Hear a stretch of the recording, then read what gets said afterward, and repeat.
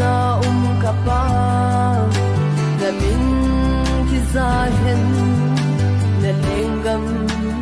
rung hen bana na lungchan akim bangin leya zong na lungchan kim hen a chong si mau so si